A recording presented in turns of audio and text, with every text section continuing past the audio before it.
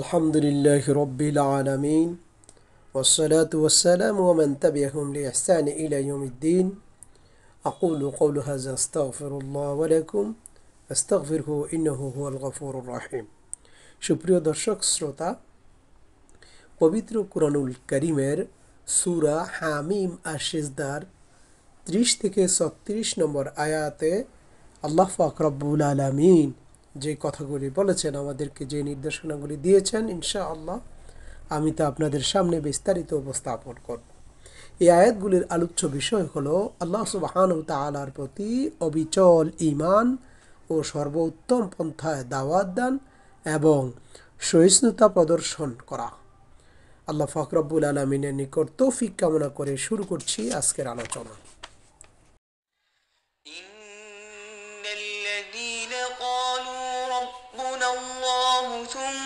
استقاموا تتنزل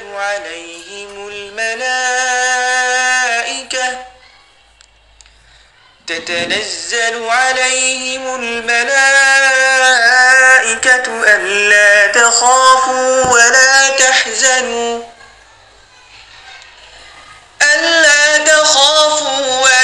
تحزنوا وأبشروا بالجنة التي كنتم توعدون نحن أولياؤكم في الحياة الدنيا وفي الآخرة ولكم فيها ما تشتهي أنفسكم ولكم فيها ما تدعون نزلا من غفور رحيم ومن أحسن قولا ممن دعا إلى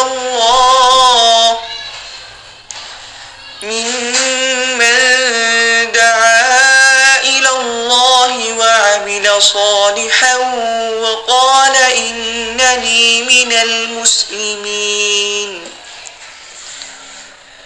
ولا تستوي الحسنة ولا السيئة ادفع بالتي هي أحسن فإذا الذي بينك وبينه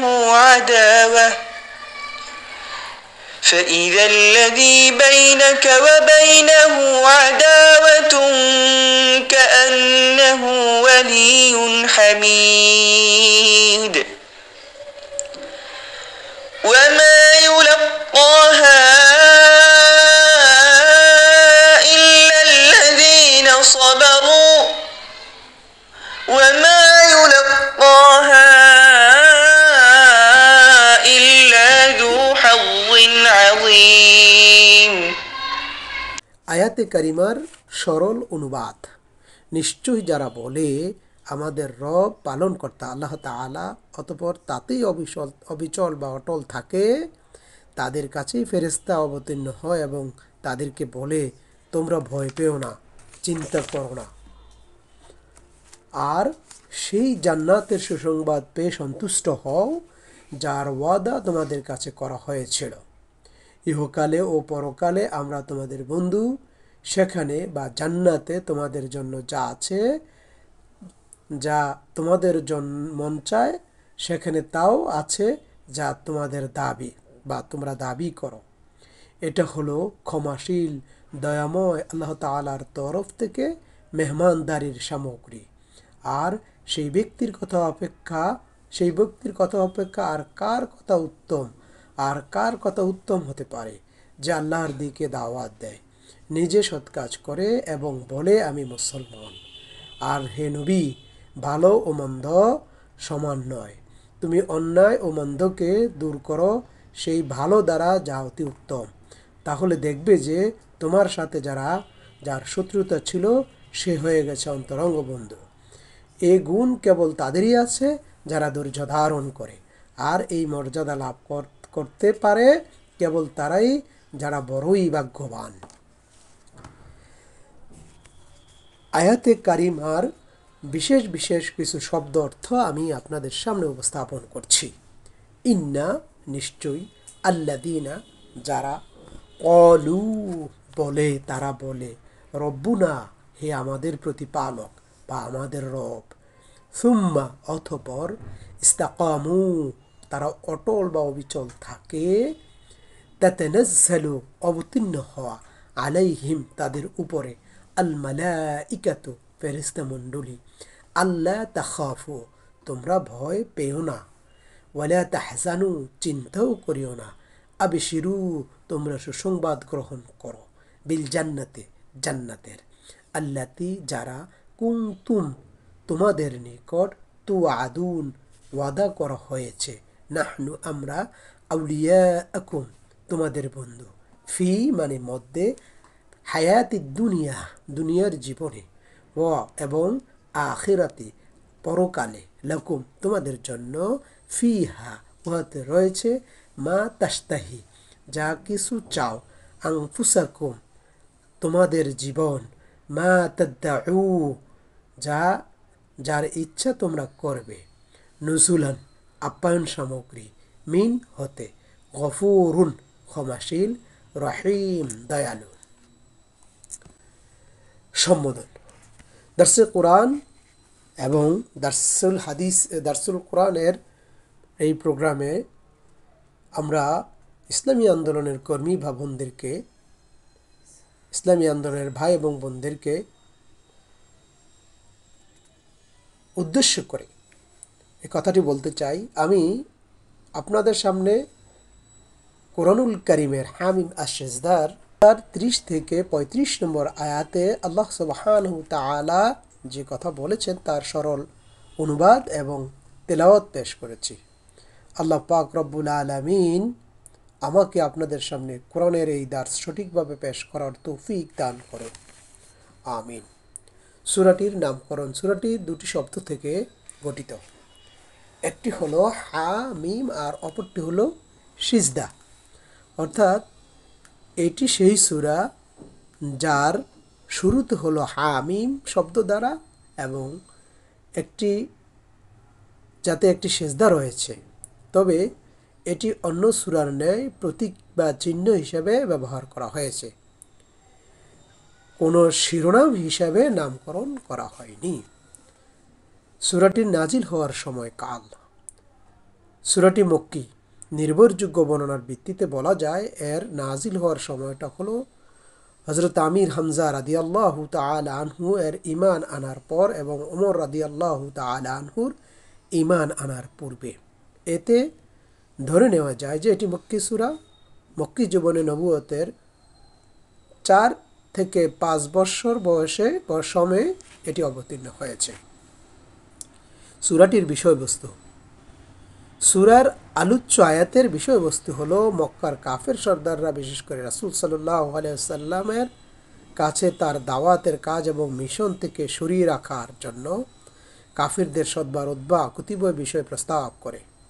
ধন সম্পদ, নেতৃত্ব, কর্তৃত্ব, রোগ চিকিৎসা প্রস্তাবের সমুচিত প্রত্যুত্তর এখানে প্রদান করা হয়েছে।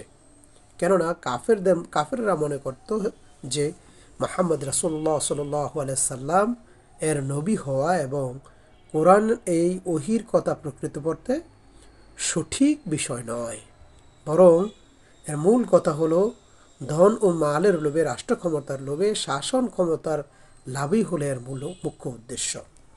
এই সূরায় উদ্বার কতগুলো কথার প্রতি কোনরূপ ভ্রুক্ষেপ না করেই মক্কার কাফেরদের মূল বিরোধিতাকেই আলোচ্য বিষয় হিসেবে গণ্য করা হয়েছে।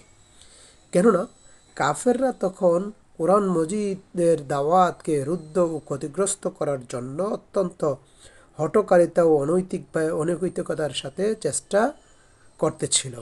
তারা নবী করিম সাল্লাল্লাহু আলাইহি সাল্লামকে বলতেছিল, তুমি যাই করো না কেন আমরা তোমার কোনো কথাই শুনব না, আমরা আমাদের দলের উপর গেলাফ পরে রেখেছি, আমাদের ও তোমাদের মাঝে একটা প্রাচীর দাঁড়িয়ে আছে যা তোমাদেরকে ও আমাদেরকে কখনোই একত্রিত হতে দেবে না। তারা নবী করিম সাল্লাল্লাহু আলাইহি সাল্লামকে পরিষ্কার ভাষায় জানিয়ে দিয়েছিল যে তুমি এই দাওয়াতি কাজ করো আর আমরা আমাদের সাধ্য অনুযায়ী তোমার বিরোধিতা করতেই থাকব। আলোচ্য আয়াতগুলির বিষয়বস্তু যারা আল্লাহ তাআলাকে একমাত্র রব বা পালন কর্তা হিসেবে মেনে নেয় এবং তারই উপর অটল অবিচল থাকে, তাদের জন্য নিয়ামতে পরিপূর্ণ জান্নাতের সুসংবাদ দেওয়া হয়েছে। আয়াতে আরও বলা হয়েছে, মুসলিম দাবিদারের সর্বোত্তম কথা হলো আল্লাহর দিকে মানুষকে দাওয়াত দান করা। আর দাওয়াত দানকারীর ধৈর্যশীল একটি মহৎ গুণ হলো চরম শত্রুতাকে কটু কথা থেকে অতি উত্তম কথা বলা, আচরণ দিয়ে অন্তরঙ্গ বন্ধু বানিয়ে নেওয়া। আর এই মর্যাদা কেবল সৌভাগ্যবানদের কপালেই জুটে। দরসুল কোরআনের এই অনুষ্ঠানে এতক্ষণ পর্যন্ত আমি আপনাদের সামনে দর্শের জন্য কতিপয় প্রাথমিক ধারণা প্রদান করলাম। এই আয়াতগুলির ব্যাখ্যা পেশ করছি। আল্লাহ পাক রব্বুল আলামিন তার উপর অটল ও বিশ্বাসীদের কথা উল্লেখ করে বলেন,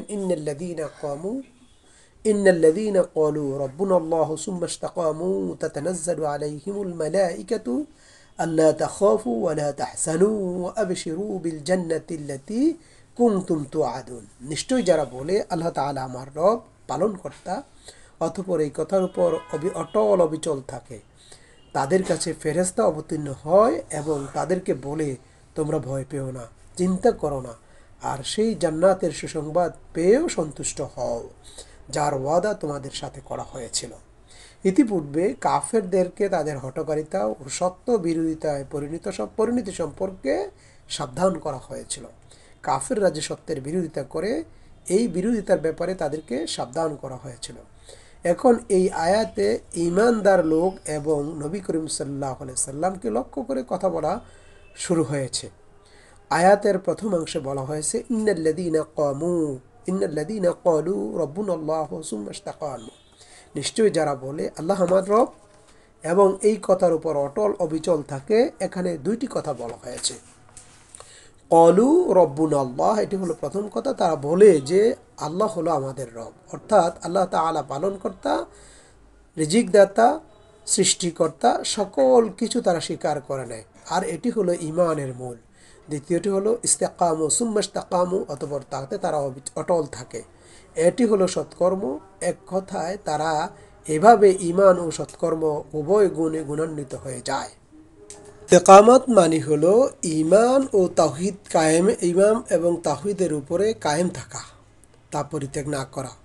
অর্থাৎ কোনো এক সময় আকস্মিকভাবে বা সাময়িকভাবে আল্লাহ তাআলাকে নিজের রব বলেই তারা ক্ষান্ত হয় না, এমন নীতিতেও তারা গ্রহণ করে না যে একদিকে আল্লাহ তাআলাকে রব বলে মেনে নেবে, অন্যদিকে অপরাপর শক্তিকেও খোদা হিসাবে মান্য করতে থাকবে।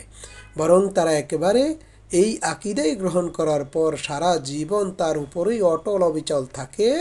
এর বিপরীত কোনো আকীদাই তারা গ্রহণ করে না, এর সাথে কোনো বাতিল আকীদার সংমিশ্রণও ঘটায় না, এবং তারা কর্মজীবনেও তাওহীদের এই আকীদাকে বাস্তব অনুসরণ করে চলে।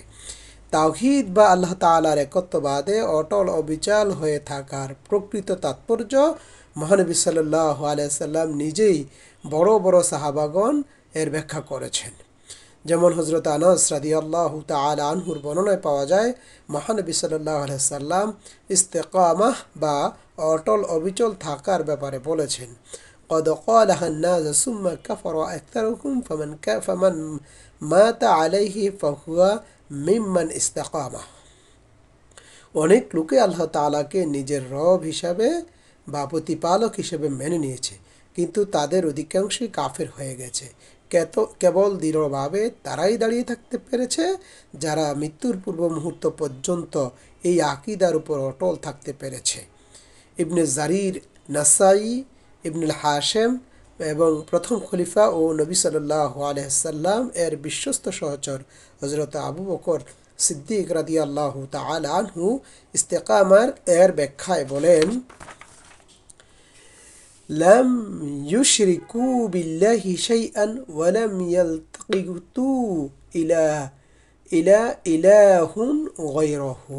আল্লাহ তাআলার একত্ববাদে ঈমান আনার পর আল্লাহ তাআলার সাথে কাউকে শরীক বানায় না এবং তিনি ছাড়া অপর কোনো মাবুদের দিকে ফিরেও তাকায় না। হজরত উসমান রাদিয়াল্লাহু ওমর ফারুক রাদিয়াল্লাহু তাআলা আনহু একবার মিম্বরের উপরে দাঁড়িয়ে ইস্তেকামাহ এর ব্যাখ্যা আয়াত পাঠ করে বললেন, আল্লাহর কসম, ইস্তেকামাত বা দৃঢ়তা অবলম্বনকারী হলো সেই লোক যারা আল্লাহ তাআলার আনুগত্যের উপর অটল অবিচল হয়ে দাঁড়িয়ে থাকে এবং খেকশিয়ালের মতো এদিক ওদিক পালানোর পথ বের করার জন্য দৌড়োদৌড়ি করে না। তাফসির ইবনে জারিরের মধ্যে এটি রয়েছে। ইস্তেকামাহ শব্দটি ব্যাখ্যায় হজরত উসমান রাদিয়াল্লাহু তাআলা আনহু নিজের আমল আল্লাহ তাআলার জন্য খালেস করলো। অনুরূপভাবে ইস্তেকামাত এর ব্যাখ্যা হজরত আলী রাদিয়াল্লাহু তাআলা আনহু যে আল্লাহর নির্ধারিত ফরজ ওয়াজিব সম্পূর্ণ আনুগত্যের সাথে আদায় করার ব্যাপারে বলেছেন।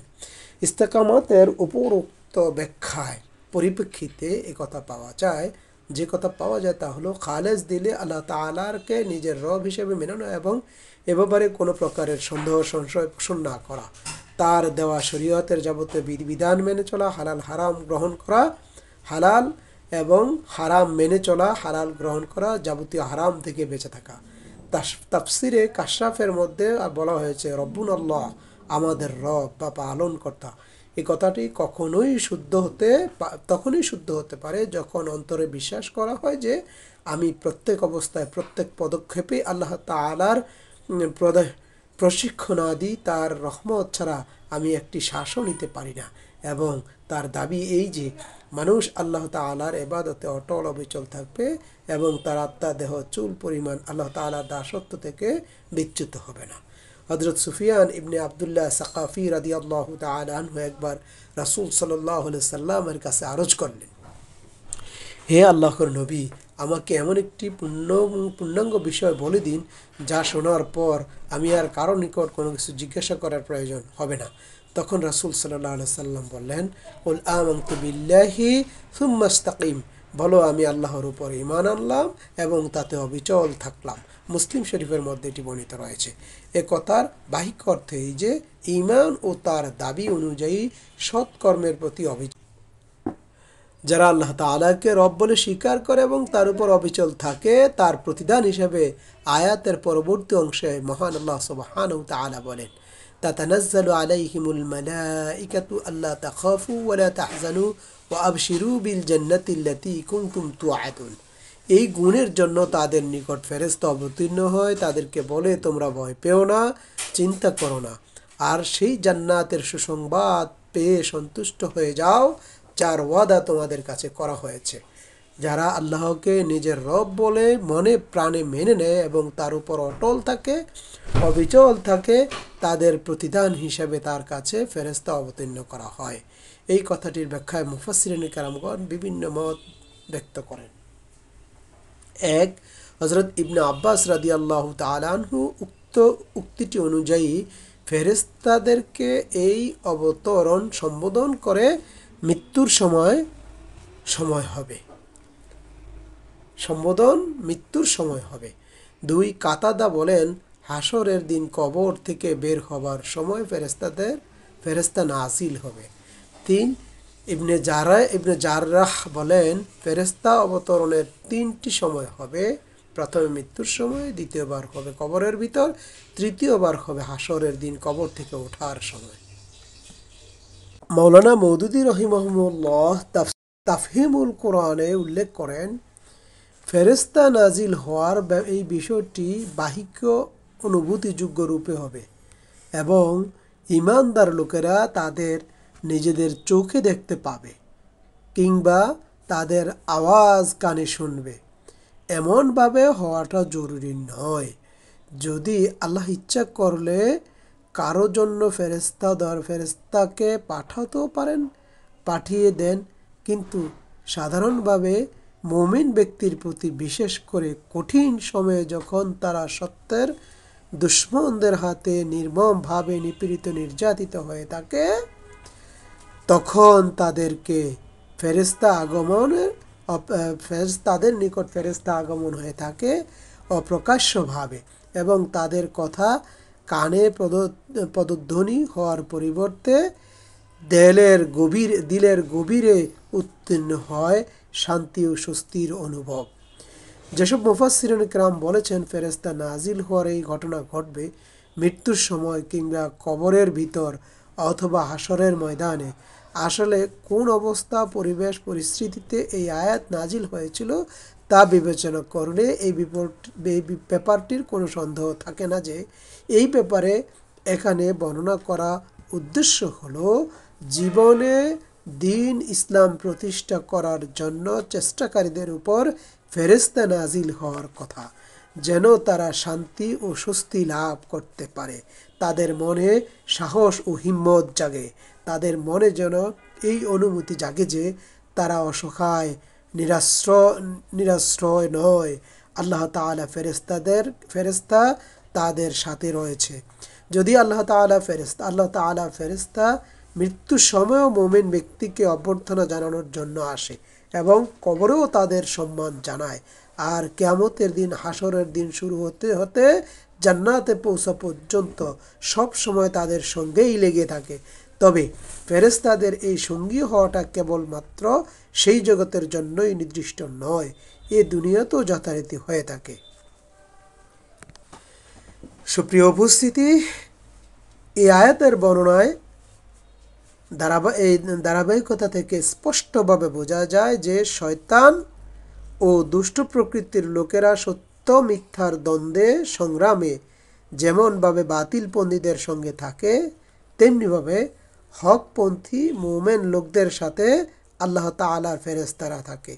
বাতিলপন্থীদেরকে তাদের সঙ্গীয় শয়তান, দুষ্ট লোকেরা যেমনভাবে দ্বীনের ব্যাপারে জুলুম নির্যাতনের সহযোগিতা লাভের একমাত্র পথ হিসাবে গণ্য করে এবং তাদেরকে উৎসাহ উদ্দীপনা দিতে থাকে, তেমনিভাবে সত্যপন্থী মুমিন লোকদের নিকট ফেরেশতারা আগমন করে সেই নির্ভয় ও সুসংবাদ দিতে থাকে, যা পরবর্তী বাক্যের সাথে আল্লাহ সুবহানাহু তাআলা ইরশাদ করেন, আল্লাহ তাখাফু ওয়ালা তাহজানু ওয়া আবশিরু বিল জান্নাতিল্লাতী কুনতুম তুআদুন নাহনু আউলিয়াউকুম ফিল হায়াতিদ দুনিয়া ওয়া ফিল আখিরা ওয়া লাকুম ফিহা মা তাশতাহি আনফুসুকুম ওয়া লাকুম ফিহা মা তাদউন নুজুলাম মিন গফুরির রহিম।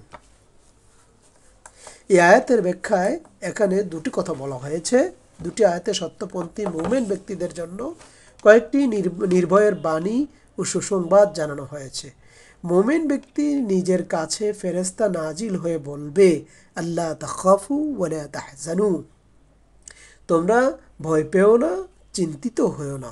অর্থাৎ তোমরা যারা মক্কার কাফেরদের দ্বারা নির্যাতিত নিষ্পেষিত হচ্ছ, এতে তোমরা ভীত সন্তুষ্ট হয়ে পড়ো না, ইমানের উপর টিকে থাকতে পারবে কিনা এবং তোমাদের বংশধরদের অবস্থা কি হবে এজন্য চিন্তাগ্রস্ত হয়ে পড়ো না, কেননা তোমাদের সাথে আল্লাহ তাআলার ফেরেশতারা রয়েছেন এবং তোমাদের নির্ভয় দেওয়ার জন্য এবং তোমাদের মনোবল বৃদ্ধির জন্য, তোমাদের বংশধরদের জন্য আমরা সর্বদাই নিয়োজিত রয়েছি।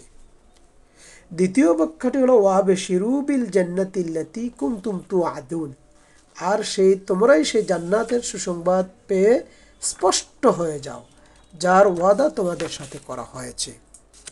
সত্যপন্থী মুমিনদের জন্য দ্বিতীয় যে সুসংবাদ তা হলো নিয়ামতে পরিপূর্ণ জান্নাতের। নির্যাতিত মুমিনদেরকে কঠোর নির্যাতন ত্যাগ কুরবানির জন্য যে সর্বোৎকৃষ্ট প্রতিদান রয়েছে, ফেরেশতারা তার খোঁজ খবর দিয়ে বলছেন, হে মুমিনরা, তোমরা তোমাদের ইমানের উপর টিকে থেকে তোমাদের মহান দায়িত্ব পালনের জন্য তোমাদের জান মাল দিয়ে যে সংগ্রাম করেছ, এর বিনিময়ে তোমাদের আল্লাহ তাআলার কাছে রয়েছে যার ওয়াদা তিনি করেছেন, আর তা হলো জান্নাত। যার জান মাল দিয়ে আল্লাহ তাআলার রাস্তায় যারা সংগ্রাম করে, তাদের পাওনা তো জান্নাত ছাড়া আর কিছুই নয়। আল্লাহ তো এদের জান মালকে জান্নাতের বিনিময়ে খরিদ করে নিয়েছেন। সূরা তাওবায় আল্লাহ পাক রব্বুল আলামিন বলেন, ইন্নাল্লাহা ইশতারা মিনাল মুমিনিনা আনফুসাহুম ওয়া আমওয়ালাহুম বিআন্না লাহুমুল জান্নাহ, নিশ্চয়ই আল্লাহ তাআলা মুমিনদের জান এবং মালকে জান্নাতের বিনিময়ে খরিদ করে নিয়েছেন। 3 নম্বরে বলেন, নাহনু আউলিয়াউকুম ফিল হায়াতিদ দুনিয়া ওয়া ফিল আখিরা। সত্যপন্থী মুমিন ব্যক্তিদের জন্য তৃতীয় সুসংবাদ হলো উভয় জগতে ফেরেশতার সঙ্গী সাথী। উভয় জগতেই তারা সাহায্যকারী। এটা অত্যন্ত ব্যাপক অর্থবোধক শব্দ। দুনিয়া হতে পরকাল পর্যন্ত প্রতিটি পর্যায়ে ফেরেশতারা মুমিন ব্যক্তিদের জন্য অভিভাবক। এই দুনিয়ায় তোমাদের সঙ্গী সাথী ফেরেশতাদের, এবং এই কথার তাৎপর্য হলো এই যে বাতিলের শক্তি ও দাপট যত বড় ও যত সাংঘাতিকই হোক না কেন, যতই অত্যাচারী নিপীড়ক হোক না কেন, তার জন্য বিন্দুমাত্র ভীত সন্তুষ্ট হওয়ার কোনো প্রয়োজন নেই। সত্য নীতি মেনে চলার জন্য তোমাদেরকে যে দুঃখ কষ্ট বঞ্চনা বরদাস্ত করতে হয়, সেজন্য তোমরা মনে কোনো প্রকার দুঃখ ও অনুতাপ রেখো না। কেননা ভবিষ্যতে তোমাদের জন্য যা কিছু আছে তা দুনিয়া থেকে কোনো নিয়ামত এর তুলনায়, দুনিয়ার যে কোনো নিয়ামতের তুলনায় অনেক বেশি, যা দুনিয়ার কোনো নিয়ামতের সাথে তুলনা করা যায় না।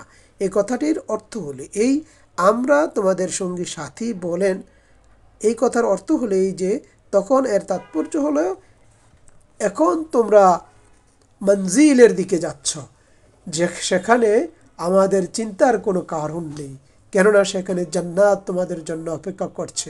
আর দুনিয়ায় যাদেরকে রেখে যাচ্ছ তাদের জন্য চিন্তিত হবারও কোনো কারণ নেই, কেননা এখানে তো আমরা তাদের জন্য বন্ধু সাহায্যকারী হিসেবে আছি। আল্লাহ সুবহানাহু ওয়া তাআলা তাদেরকে সাহায্য করবেন। কবর তথা বারজাখ জগতে ও হাসরের ময়দানে ফেরেশতারা যখন এই কথা পরম নিশ্চয়তা এবং ভাবনা চিন্তার কোনো কারণ নেই এই কথা বলে মুমিনদেরকে সান্ত্বনা দিবেন আল্লাহ তাআলার পক্ষ থেকে, দুনিয়ার জীবনে তোমাদের যা কিছু ঘটবে সেই জন্য বিন্দুমাত্র ভয় পেও না, কেননা আমরা তোমাদেরকে সেই নিয়ামতে ভরা জান্নাতের সুসংবাদ দিচ্ছি, যার ওয়াদা তোমাদের সাথে বারবার আল্লাহ সুবহানাহু ওয়া তাআলা করেছেন।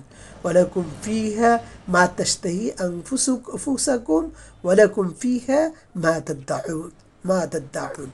এখানে সত্যনিষ্ঠ মুমিন ব্যক্তির জন্য ফেরেশতার পক্ষ হতে যে সুসংবাদ, এটির বিষয় হলো এই যে তোমরা তো জান্নাতেই পাবে, কিন্তু জান্নাতে যে তোমরা কোনো কিছুর অভাব অনুভব করবে না, তোমরা কোনো কিছু থেকে বঞ্চিত হবে না। তোমরা যখন যা চাইবে তৎক্ষণাৎ তা পাইবে, এমনকি তোমাদের মনের মধ্যে যা ইচ্ছা করবে তাও পেয়ে যাবে। মোট কথা তোমাদের প্রতিটি ভাষণেই পূরণ করা হবে, তোমরা যা চাও বা না চাও। 5 নুজুলাম মিন গফুরির রহিম। নির্ধারিত মুমিন ব্যক্তির জন্য ফেরেশতাদের পক্ষ হতে পয়গামের যে পঞ্চম প্রতিদান তা হলো ক্ষমা, দয়ালু দাতা আল্লাহ তাআলার পক্ষ থেকে মেহমানদারি। এটা যে কত বড় পাওনা, কত বড় পাওয়া, কত বড় নিয়ামত, তা ভাষায় বর্ণনা করার মতো নয়। দুনিয়া এবং পরকালের জীবনের চাইতে বড় পাওনা, এর চেয়ে আর বড় পাওনা দুনিয়া এবং পরকালের জীবনে আর কোনো কিছুই হতে পারে না। এর চেয়ে বড় মেহমানদারি আর কোনো কিছুই হতে পারে না। নুজুলা অর্থ হলো আপ্যায়ন করা, মেহমানদারি করা। একথা বলে ইঙ্গিত দেওয়া হয়েছে যে এমন অনেক নিয়ামত পাবে যার আকাঙ্ক্ষাও তোমাদের অন্তরে সৃষ্টি হয়নি অথবা হবে না। যেমন মেহমানের সামনে এমন কিছু আইটেম আসে যার কল্পনা ইতিপূর্বে মেহমান করে না, বিশেষ করে যখন কোনো বড় লোকের ঘরে মেহমানদারি হয়। তাফসিরে মাযহারিতে এই কথাটি বলিত রয়েছে। মেহমানদারির অর্থ সম্পর্কে রাসূলুল্লাহ সাল্লাল্লাহু আলাইহি সাল্লাম বলেন, জান্নাতে কোনো পাখি উঠতে দেখে তোমাদের মনে হবে তার গোশত খাবার বাসনা সৃষ্টি হবে, অমনি তা ভাজা অবস্থায় তোমাদের সামনে চলে আসবে। কতক বর্ণনা আছে তাকে আগুন ও ধোঁয়া কিছুই স্পর্শ করবে না, আপনি রান্না হয়ে সামনে চলে আসবে। সুবহানাল্লাহি বিহামদিহি ওয়া সুবহানাল্লাহিল আযীম। অন্য এক হাদিসে মহানবী সাল্লাল্লাহু আলাইহি সাল্লাম বলেছেন, যদি জান্নাতি ব্যক্তি নিজ ঘরে সন্তান জন্মের বাসনা করে, তবে গর্ভধারণ, প্রসব, শিশুর দুধ ছাড়ানো এবং যৌবনের পদার্পণ সব এক মুহূর্তের মধ্যেই হয়ে যাবে। অর্থাৎ জান্নাতি মুমিন ব্যক্তির জন্য আরাম, আয়েশ, ভোগ বিলাস, খানা পিনা, আনন্দ ফুর্তি সবকিছুই জান্নাতে মজুদ রয়েছে। যেভাবে দুনিয়ায় কোনো ভিআইপির জন্য মজুদ থাকে, আর তার থেকেও অনেক অনেক গুণ বেশি মজুদ রয়েছে আল্লাহ সুবহানাহু ওয়া তাআলার নিকট। দুনিয়ার জীবনে যা চিন্তাও করতে পারি না। ইমানদার লোকদেরকে সান্ত্বনা দান করা, তাদের সাহস বৃদ্ধির করা, তাদেরকে তাদের আসল দায়িত্বের কথা উল্লেখ করে দিয়ে পরবর্তী আয়াত আল্লাহ সুবহানাহু ওয়া তাআলা বলেন, ওমান আহসানু কওলাম মিম্মান দাআ ইলাল্লাহি ওয়া আমিলা সালিহা ওয়া ক্বালা ইন্নানী মিনাল মুসলিমিন। আর সেই ব্যক্তির কথা অপেক্ষা অতি উত্তম কার কথা হতে পারে যে মানুষকে আল্লাহর দিকে ডাকে এবং নিজে সৎ কাজ করে এবং বলে আমি একজন মুসলমান। পূর্বের আয়াতগুলিতে তাদেরকে বলা হয়েছিল আল্লাহ তাআলাকে রব মেনে নিয়ে তার ইবাদত বন্দেগী করার উপর দৃঢ়ভাবে প্রতিষ্ঠিত থাকতে হবে এবং এই পথ গ্রহণের পর তার থেকে বিভ্রান্ত না হওয়া, এমন একটা নেক আমল বা মহৎ কাজ যা মানুষের জন্য ফেরেশতারা বন্ধু হবে, জান্নাত পাবার অধিকারী বানিয়ে দেয়। এই আয়াতে তাদের কথা বলা হয়েছে যে তোমরা নিজেরা সৎ কাজ করবে এবং অন্যদেরকেও সৎ কাজের আদেশ দিবে, আল্লাহর দাসত্বের দাওয়াত দিবে। আর এই দাওয়াতের কাজ করতে গিয়ে এক অতি উচ্চ ও উন্নত কাজ যা পৃথিবীর অপর কোনো কথার বা কাজের সমান হতে পারে না। ওমান আহসানু কওলাম মিম্মান দাআ ইলাল্লাহ, আল্লাহর দ্বীনে ডাকার যেই কাজ, এর চেয়ে উত্তম কাজ আর পৃথিবীতে হতে পারে না। শুধু নিজেরাই নেক কাজ করবে এবং অন্যকেও আল্লাহর দাসত্বের দিকে ডাকবে, এই কথাই এখানে বলা হয়েছে। মক্কার এই কঠিন পরিবেশ, যেখানে মুসলমান নিত্যটুকু প্রকাশ করার পরিবেশ ছিল না, এমন প্রতিকূল পরিবেশও ইমানের দাবি অনুযায়ী বাতিল শক্তির সামনে বুক ফুলে ঘোষণা দাও যে আমি একজন মুসলমান।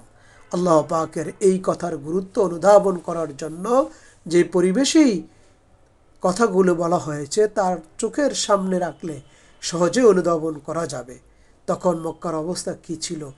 এই যে ব্যক্তি মুসলমান হওয়ার কথা প্রকাশ করত, সে সহসাই মনে করত যেন সে হিংস্র জন্তু জানোয়ার জঙ্গলে পা রেখে দিয়েছে, যেখানে প্রত্যেকেই তাকে ছিন্ন ছিন্ন করে খেয়ে ফেলবে, তার জন্য ধেয়ে আসছে। এরপরেও যে লোক সেখানে ইসলামের প্রচারের জন্য মুখ খুলত, সে তো যেন হিংস্র জানোয়ারগুলোকে এই বলে দাওয়াত দিত, আসো তোমরা আমাকে ভিন্ন করে খেয়ে ফেলো। এই ছিল তৎকালীন আরব ভূমির অবস্থা, মক্কার অবস্থা। এই অবস্থায় বলা হচ্ছে যে আল্লাহ তাআলাকে নিজের রব মেনে নিয়ে তার উপর অবিচল থাকা এবং তার থেকে কোনো অবস্থায় হটে না যেয়ে শেষ নিঃশ্বাস ত্যাগ করা নিঃসন্দেহে অতি বড় একটি নেকির কাজ, মৌলিক নেকির কাজও বটে। কিন্তু তার চেয়ে বেশি ও পূর্ণমাত্রার নেকির কাজ হলো এই যে সে ব্যক্তি মাথা উঁচু করে বুক ফুলিয়ে বলবে আমি একজন মুসলমান, আর এর পরিণাম চিন্তা না করে দুনিয়ার মানুষকে আল্লাহর দাসত্বের দিকে দাওয়াত দেবে এবং এর কাজ করতে করতে নিজের আমলকে এতখানি পবিত্র পরিচ্ছন্ন করে রাখবে যে ইসলাম ও তার প্রতিষ্ঠাকারীরা মুমিন লোকদের কোনো দোষ বের করা সম্ভব হবে না। সুপ্রিয় উপস্থিতি, পবিত্র কুরআনুল কারীমের এই আয়াত থেকে স্পষ্টভাবে আমাদের সামনে যে জিনিসটি ভেসে আসে সেটি হলো দ্বীনের দায়ী যারা হবে, আল্লাহর দ্বীনের পথে যারা ডাকবে, আল্লাহর দ্বীন কায়েমের পথে যারা ডাকবে, তাদেরকে অত্যন্ত খোলা মনে আল্লাহ তাআলাকে অবিচল বিশ্বাস রেখে আল্লাহ তাআলার বিধানের উপর নিজেকে প্রতিষ্ঠিত করে তাদেরকে সামনের দিকে অগ্রসর হতে হবে। সুপ্রিয় উপস্থিতি, আল্লাহ পাক রব্বুল আলামিন উপরোক্ত আয়াতগুলির মাধ্যমে উপস্থাপিত দারসুল কোরআন থেকে আমরা যে শিক্ষাগুলি গ্রহণ করতে পারি, আল্লাহ পাক রব্বুল আলামিনের দেয়া বিধান মতে আমরা যে শিক্ষা লাভ করতে পারি, এতক্ষণে আপনাদের সামনে আমি আয়াতগুলির দীর্ঘ ব্যাখ্যা পেশ করলাম। অত্র আয়াতগুলি আমাদের জন্য যেসব শিক্ষণীয় বিষয় রয়েছে এই আয়াতগুলিতে, সেগুলো হলো: এক, আল্লাহ তাআলাকে একমাত্র রব বা প্রতিপালক হিসেবে মেনে নিয়ে ঘোষণা দিতে হবে এবং সকল কিছুর লোভ লালসা ও বাধাকে উপেক্ষা করে তার উপরে অটল অবিচল থাকতে হবে। দুই, যদি কেহ আল্লাহ তাআলাকে একমাত্র রব বা প্রতিপালক হিসেবে মেনে নিয়ে তার উপরে অটল অবিচল থাকে, তাহলে তার সাহায্যের জন্য আল্লাহ তাআলার পক্ষ থেকে ফেরেশতা অবতীর্ণ হয়, আর তা অবতীর্ণ হয় দুনিয়ার জীবনে, কবরে এবং কিয়ামতের সময়ও এটা অবতীর্ণ হবে। আল্লাহ তাআলার উপর অটল অবিচল রূপে যারা থাকে তাদের উপর ফেরেশতা নাজিল হয় এবং সকল কিছু থেকে অভয় দান করে চিন্তামুক্ত থাকার জন্য উৎসাহ উদ্দীপনা দান করে। ফেরেশতারা এত সুসংবাদ দান করে যে তোমাদের এই আমলের জন্য বারবার ওয়াদাকৃত আল্লাহ তাআলার জান্নাত রয়েছে। মুমিন লোকদেরকে অভয় দিয়ে ফেরেশতারা বলে, আমরা দুনিয়ার জীবনেও তোমাদের সঙ্গী সাথী ছিলাম, আখিরাতের জীবনেও তোমাদের অভিভাবক বা বন্ধু হিসাবে থাকব। আল্লাহ তাআলাকে রব হিসেবে যারা গ্রহণ করবে তার উপরেই প্রতিষ্ঠিত থাকবে তাদের এমন জান্নাত দেওয়া হবে, নিয়ামতে পরিপূর্ণ যে জান্নাত, মনে যা চাইবে তাই তারা পাবে, এমনকি যা না চাইবে তাও তারা পাবে। তা এনে তাদের সামনে হাজির করা হবে, যেমন বড় মাপের মেহমানদারি তাদের সামনে হাজির করা হয়ে থাকে। জান্নাত অতি উত্তম পাওনা হলো স্বয়ং আল্লাহ সুবহানাহু তাআলার দয়ালু ক্ষমাশীল মহান আল্লাহ তাআলার পক্ষ থেকে মেহমানদারি, যা দুনিয়া ও আখিরাতের জীবনের চেয়ে উত্তম মেহমানদারি হতে পারে না। কঠিন প্রতিকূল পরিবেশে মানুষকে আল্লাহ তাআলার পথে দাওয়াত দেওয়া, নিজের সৎ ও নেক আমল করা এবং নিজেকে মুসলিম হিসাবে ঘোষণা দেওয়া, ভালো ও নেক এবং মন্দ খারাপ সমান হতে পারে না, ভালো ভালোই, মন্দ মন্দই। সুতরাং দাওয়াতি কাজ করতে যে যদি কেউ মন্দ ও কটু কথা বলে, তাতে তার জবাবে নেক ও অতি উত্তম কথার দ্বারা জবাব দিতে হবে। আর যদি খারাপ আচরণ করে, ক্ষতি করে, তাহলে তার বিনিময়ে ক্ষতি না করে বরং উপকার করে দেওয়া এবং বিপদের সময় এগিয়ে যেতে হবে। যদি কঠোর দুশমনের সাথে এ ধরনের অতি উত্তম কথা হয়, কাজ হয়, আচরণ হয় আমরা দেখতে পারি, তাহলে সেই কঠিন দুশমন ও পরম অন্তরঙ্গ বন্ধুতে পরিণত হতে পারে। অবশ্য কঠিন প্রতিকূল পরিবেশে বাধার মুখেও অতি উত্তম কথা, কাজ ও আচরণ দেখানোর জন্যই অতি উদার ব্যক্তি এবং ধৈর্যশীল, সহনশীল অবশ্যই হতে হবে। প্রিয় ভাই উপস্থিতি, আমরা আল্লাহ সুবহানাহু তাআলার এই বিধান মতে যদি নিজেদেরকে গঠন করতে পারি, আল্লাহ যেন আল্লাহর দ্বীনের দায়ী হিসাবে আমাদেরকে কবুল করেন। আমরা যেন আল্লাহর দ্বীনকে ভালোভাবে সঠিকভাবে বুঝে আমল করতে পারি এবং ইসলামী আন্দোলনের কাজে নিজেদেরকে বিলিয়ে দিতে পারি, আজীবন পর্যন্ত ইসলামী আন্দোলনের কাজে নিজেদেরকে প্রতিষ্ঠিত রাখতে পারি, সেই প্রত্যাশা শেষ করছি। ওমা তৌফিক ইল্লা বিল্লাহ। আসসালামু আলাইকুম ওয়া রাহমাতুল্লাহি তাআলা ওয়া বারাকাতুহু।